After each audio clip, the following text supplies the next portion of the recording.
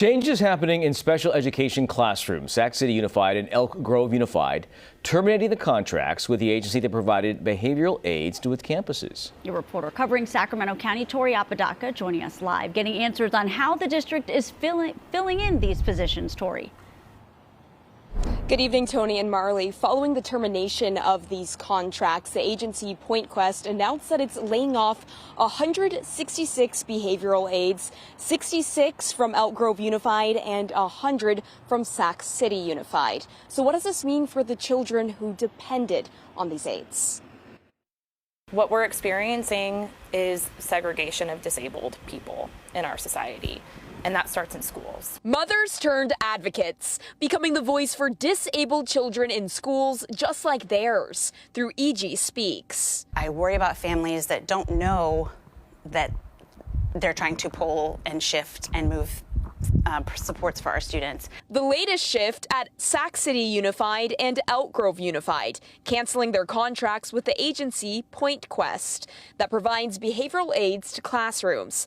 Elk Grove Unified telling us, quote, EGUSD has been working to expand its reliance on its own employees to meet the needs of students. As such, the demand to contract out for services has been reduced. Stating that they're planning to rely on their district employees. Which district employees? Does that mean they're going to hire? It's a similar story for Sac City Unified that says it's cutting contracts to cut costs as the district faces a $43 million deficit.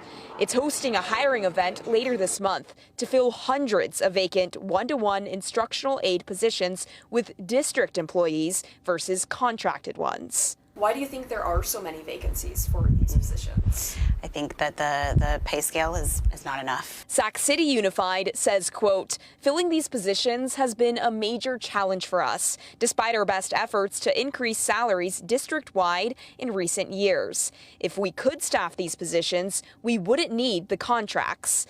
But in the meantime, Sac City is continuing to contract behavioral aids with two different agencies. And it's why it claims the change won't reduce services to students. A lot of our students need that support and they need to keep their dignity. But parents worry it will. When there are not enough supports for anybody in a school environment, everyone is impacted. So the agency Point Quest is still in renewal discussions with both of the school districts, and that's why it could not tell me which classrooms or schools are being impacted. Yeah, a lot of parents, though, have their ears perked now for this one. Yeah, no doubt. Keep an eye on it. All right, Tori, thank you.